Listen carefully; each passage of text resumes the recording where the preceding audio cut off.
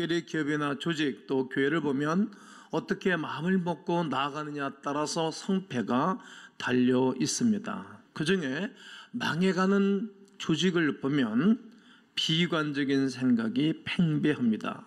우리는 안 돼. 해도 소용없어. 이 시대가 얼마나 어려운데 그래. 아이고 아예 간도. 우리에겐 희망이 없다고. 불가능해. 임파서블을 말합니다. 부정적이고 비관적인 생각의 분위기는 건강한 조직까지 감염시켜 버립니다. 그래서 조직이 망하고 기업이 망하고 국가가 망하는 것은 부정적인 바이러스 때문입니다. 그런가 하면 이와 정반대의 조직과 기업과 가정과 교회가 있습니다. 정반대되는 분위기는 어떤 분위기입니까? 모든 조직원들이 항상 이야기를 합니다. 우리는 희망이 있다. 한번 해보자고. 역시 어렵지만 다 그렇게 인생은 어려움 가운데 또 새롭게 시작하는 거라고. 추운 겨울을 지나 이파리가 나오고 꽃이 피지 않는가. 한번 해봅시다. 다시 일어날 수 있어. 힘을 합하면 우리가 최고가 될 수가 있다. 이렇게 말하면서 I'm possible. 가능해. 이렇게 말하는 조직, 교회, 기업, 사회, 국가입니다. 긍정적이고 능동적인 생각이 지배하는 조직은 어떤 어려움에 처해도 이겨내고 잘 되어줄 수밖에 없습니다. 그리고 이러한 희망적인 분위기도 급속히 감염이 되어져서 모든 구성원이 함께 힘을 낼 수가 있게 된답니다. 전 세계적으로 가장 훌륭한 축구 감독을 여러분 누구라고 생각하십니까? 저는 제 개인적으로 맨체스터 유나이티드의 알렉스 퍼거슨 감독이다. 저는 그렇게 말하고 싶습니다. 그분은 1986년도서부터 2013년까지 약 27년의 그 구단을 이끌었습니다. 그러는 가운데 프리미어리그 우승을 13회를 했고, 그리고 유럽 챔피언스 리그 우승 2회를 했고, 영국 축구협회가 주관하는 FA컵에서 5번의 트로피를 쫙 올려드렸습니다. 그리고 그 구단을 최고의 명문 구단으로 만들어 놓은 사람이 퍼거슨 감독입니다. 모든 선수의 꿈의 구단이라고 말하는 맨체스터 유나이티드의 우리나라의 선수였던 박지성 선수가 입문을 해가지고 말이죠. 거기서 큰 활약을 했습니다. 오늘 박지성 선수에게 이런 인터뷰를 했어요. 어떤 인터뷰를 했는 것인가 하면 베컴이나 호날두 같은 특급 선수들이 다른 구단으로 빠져나갔는데 정말 다른 구단과 겨루어서 이길 수 있겠는가? 이런 인터뷰를 했어요. 그때 박지성 선수가 이런 얘기를 했어요. 다른 프리미어리그 팀과 비교해 볼 때 맨유의 전력이 절대적으로 강한 것은 아닙니다. 하지만 우리에게는 절대로 지지 않는다는 위닝 멘탈리티, 이 러닝 멘탈리티가 있습니다. 패도 금방 다시 일어날 수 있는 것은 그것 때문입니다. 위닝 멘탈리티, 이 단어를 썼습니다. 바로 승리의 정신. 무슨 정신이라고요? 승리의 정신이 어려운 상황 가운데서도 조직을 더 잘 견디게 하는 힘이 우리 구단에는 있습니다. 한번 특급 선수가 빠져나간다 할지라도 우리는 다시 선수들 중에 특급 선수들이 만들어질 수 있다. 이렇게 인터뷰에 응했습니다. 바로 승리의 정신이 어려운 상황 가운데서도 조직이 더 잘 되도록 돕는 힘이라는 말입니다. 그런데 우리 사회는 요즘 어떠합니까? 또 여러분 개인은 어떠합니까? 여러분 일터와 직장에서는, 가정에서는 어떠하십니까? 이럴 때 우리에게는 2000년 전 사망을 이기시고 부활하신 예수님만이 참 희망임을 증거해야 합니다. 이 영적 어닝 멘탈리티 사상이 이 민족을 덮어야 합니다. 승리를 주신 예수 그리스도를 마음에 품고 이 시대와 민족을 향하여 위닝 멘탈리티를 심겨주어야 합니다. 저는 이런 관점에서 오늘 본문을 살피고 이런 관점에서 오늘 하나님의 말씀을 증거하고자 하는 것입니다. 오늘 본문에는 두 부류의 사람들이 등장하고 있습니다. 하나는 지키는 자들입니다. 지키던 자들이 그들이 무서워하여 떨리며 죽은 사람과 같이 되었더라. 지키던 자들은 상부의 지시를 받아, 즉 로마 정부의 지시를 받아 그들은 직장 생활하는 사람들입니다. 보호를 받고 일하는 사람이란 말입니다. 근데 무덤 앞에 지키는 가운데 그들이 아주 무서워 떨었습니다. 직장인입니다. 믿음이 없는 사람들입니다. 대제사장과 바리새인들이 예수 그리스도가 부활한다는 이야기를 듣고 혹시라도 예수의 제자들이 예수의 시체를 훔쳐가 버리고 그리고 다시 살아났다 부활하였다 이렇게 말하게 되어지면 더 많은 사람들이 예수께로 가는 것을 막고자 하는 대제사장들과 그리고 복음의 예수님의 반대 세력에 있는 사람들의 행위입니다. 그런가 하면 찾는 자들이 있습니다. 뭐 하는 자들이 있다고요? 찾는 자들. 오늘 5절에 천사가 여자들에게 말해 이르되 너희는 무서워하지 말라. 십자가에 못 박히신 예수를 너희가 뭐 하는 줄을 아노라? 찾는 줄을 내가 아노라.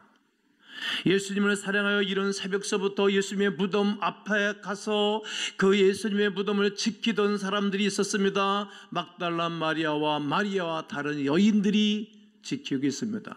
제자들은 다 어디 갔단 말입니까? 남정네들이 쓸모없는 거예요. 지키는 자들. 그런데 불신앙을 상징하는 지키는 자들이나 신앙을 찾는 자들이 가졌던 공통점이 있습니다. 다 똑같이 무서워했다는 거예요.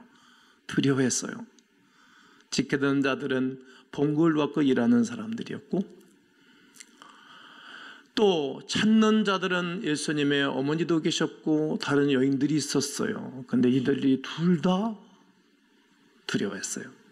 믿음이 없는 사람도 두려워하고 믿음 있는 사람도 두려워한다는 거예요. 교회 생활 잘하는 사람도 두려워하고 다른 종파에 있는 사람이 두려워하는 거예요. 인생은 두려워하는 존재예요. 여러분은 두렵지 않습니까? 인생 살기가. 저도 두려울 때가 많습니다. 예수님은 잘 믿는다고 두렵지 않습니까? 그동안에 내가 사업을 잘해왔다고 해서 두렵지 않습니까? 두려운 거예요. 모래시계에서 유명한 대사, 대한민국 사람들 입 많으면 다 하잖아요. 나 떨고 있냐? 여러분 떨고 있지 않습니까? 여전히 우리는 두렵습니다. 영적인 전쟁을 바라보면서도 두렵습니다. 그래도 세상과 우리가 차이가 나는 것이 있습니다. 반드시 차이가 납니다. 지키는 자들은 두려워하다가 두려움을 느끼다가 그들은 끝났습니다. 두려움을 이기지 못합니다. 그런데 찾는 자들에게는 두려움을 바꾸는 원동력이 있습니다. 먼저 천사의 위로가 있었습니다. 부활의 소식을 들어보니 두려움이 변하는 것입니다.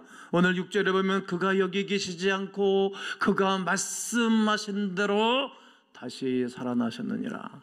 와서 그가 누우셨던 것을 봐라. 여전히 무서움과 두려움은 있습니다. 예수님 믿는 우리도 이 세상을 살아갈 때 염려와 근심과 두려움이 있답니다. 그러나 두려움을 덮으시는 능력의 이름 예수, 승리의 이름 예수의 이름 믿습니다. 찬송가 370장 보면 주 안에 넌 나에게 딴 근심 있으랴 십자가 앞에 나가 내 짐을 풀었네. 그 두려움이 변하여 내 기도 되었고 전날의 한심 변하여 내 노래 되었네. 이렇게 찬양하지 않습니까? 전날까지 두려웠습니다. 직전까지 무서웠습니다. 그러나 찾는 자들처럼 두려움을 덮어내고 두려움을 이겨낼 수 있는 예수 그리스도, 그로 말미암아 두려움을 이기고 물리치고 기쁨을 얻을 수 있습니다. 난 이 시간에 여러분 모두가 두려움을 이기고 부활의 주 예수 그리스도로 말미암아 기쁨과 은혜를 있기를 주의 이름으로 축원합니다. 또 찾는 자들은 새로운 사명을 부여받은 자들입니다. 오늘 7절에 또 빨리 가서 그의 제자들에게 이를 때 그가 죽은 자 가운데서 살아나셨고 너희보다 먼저 갈릴리로 가시나니 거기서 너희를 배울게 될 거다. 사명입니다. 예수 그리스도의 부활을 듣지 못하고 믿지 못해서 두려워하고 절망하는 자들에게 이 기쁜 승리의 소식을 전하라는 것입니다. 우리가 영적인 워닝 멘탈리티를 전해야 하는 것입니다. 이 주님이 부활하신 위대한 이야기를 전해주는 거예요. 우리 모두가 부활의 기쁨을 누린 사람이라면 빨리 가서 하나님의 앞에 기쁜 소식을 전해야 될 것을 이 여인들에게 천사를 통하여서 말씀하시는 것입니다. 그런데 두 여인에게 주어진 사명이 굉장히 독특합니다. 너희보다 먼저 어디로 가시나니? 갈릴리로 가시나니. 죽은 자 가운데서 예수님은 살아나셨고 갈릴리로 간다. 너희가 거기서 배우리라 하라. 보라 내가 너에게 일렀느니라 하거늘. 내 형제들에게 갈릴리로 가라. 거기서 나를 보리라. 왜 주님은 갈릴리로 가라고 명령하시는 것입니까? 아니 갈보리 산상에서 부활하고 무덤에서 일어나셔가지고 거기서부터 전하면 되는데 주님은 갈릴리로 가시겠다고 말했고 갈릴리에서 만나자라고 주님이 말씀하시는 것입니다. 왜 갈릴리입니까? 그 의미가 무엇일까요? 그것은 예수님이 제자들을 처음으로 부르셨던 장소입니다. 하나님 나라의 꿈을 심어줬던 장소가 시작이 갈릴리였습니다. 그런 놀라운 역사가 있었던 처음 장소인 갈릴리로 가라는 것입니다. 부활하신 예수 그리스도께서 제자들을 향하여 다시 뭘 말하고 싶은 것일까요? 회복할 것을 명하시는 것입니다. 회복. 제자들은 예수 그리스도의 비참한 고난을 보면서 절망하였습니다. 도망쳐 버렸습니다. 베드로는 패배주의자로 그냥 수면에 가라앉아 버린 사람으로 전락했습니다. 그런 제자들에게 주님은 갈릴리로 가라 말씀하시면서 무엇을 회복해야 되겠구나. 너 믿음도 생각도 네 가정도 회복해야 되겠구나. 회복을 명하시기 위하여 회복의 선물을 주기 위하여 갈릴리로 가라고 말씀하신 것입니다. 여러분이 회복해야 할 갈릴리는 무엇입니까? 하나는 초심의 회복입니다. 내가 처음 주를 만났을 때 외롭고도 쓸쓸한 모습, 제가 청년 때 있어서 많이 울었어요. 저는 1부 때 울면서 내가 설교를 했습니다. 2부 때는 울지 않으려고 그러는데 오늘 내 마음이 많이 아프고 그래. 내가 처음 주를 만났을 때 외롭고도 쓸쓸한 모습, 처음 만났을 때 그 감격과 은혜가 얼마나 컸나. 다 잊어먹은 거예요. 우리가 회복할 게 너무 많아요. 인간관계, 가족, 부부관계, 하나님과 나와의 관계.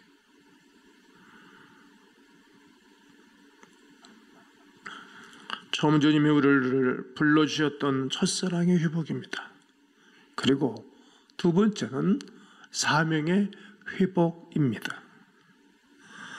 이런 비슷한 사건이 구약 성경에도 기록하고 있습니다. 창세기 35장 1절에 보면 하나님이 야곱에게 이르시되 일어나 베델로 올라가서 거기 거주하며 네가 네 형 에서의 낯을 피하여 도망하던 때에 네게 나타났던 하나님께 거기서 제단을 쌓으라 하신지라. 드디어 지금 야곱은 엄청난 부호가 되어서 고향에 돌아옵니다. 고향에 돌아오면 할 일이 있었는데 할 일을 전혀 안 하는 거예요. 다 잊어먹었어요. 그러고 이제는 그렇게 형이 자기를 죽이려고 20년 동안 칼을 갈았던 형과의 관계도 이제 하나님의 개입함으로 다 이제 풀어줬어요.